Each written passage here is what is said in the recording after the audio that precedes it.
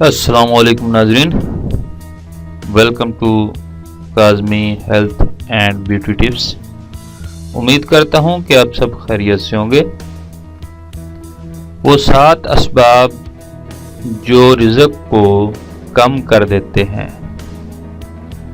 ناظرین، اللہ تبارک و تعالیٰ نے رزق اپنے ہاتھ میں رکھا ہے اور اس بارے میں فرمایا گیا ہے کہ وقت سے پہلے نہیں اور ضرورت سے زیادہ نہیں مل سکتا، لیکن انسان کو رزق کے حصول کے لیے محنت کرنا ضروری ہے۔ اللہ کی قدرت ہے کہ جن کے پاس اللہ کا دیا ہوا سب کچھ ہوتا ہے ان کو قدر نہیں ہوتی۔ آئیے ناظرین، آپ کو بتائیں جن سے رزق کم ہوتا ہے وہ چیزیں کون سی ہیں۔ نمبر 1، مغرب اور عشاء کے درمیان سونا۔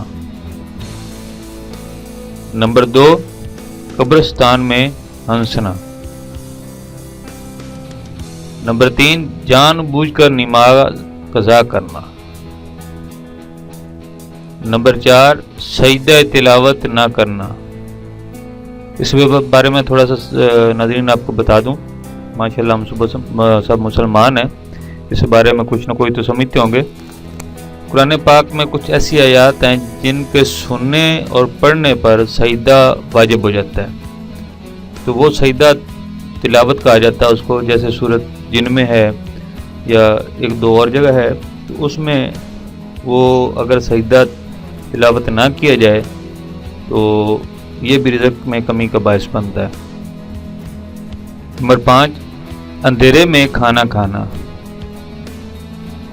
نمبر 6، رشتہ داروں پر گھر کے دروازے بند کرنا، یعنی کہ اگر آپ کو کوئی رشتہ دار غریب ہے تو آپ اس کو نیچ سمجھیں یا اس کو حقارت کی نظر سے دیکھیں، اس پر اپنے گھر کے دروازے بند کر دیں، تو یہ بھی آپ کی رزق پر جو ہے اثر انداز ہوتا ہے۔ نمبر 7، رات کو دیر تک جاگنا اور صبح دیر سے اٹھنا۔ ناظرین، یہ چند چیزیں ہیں جن سے پرہیز کر کے آپ اپنا اور اپنے بچوں کا مستقبل سنوار سکتے ہیں۔ تھوڑی سی احتیاط آپ کی آخرت سنوار دے گی۔ Thanks for watching.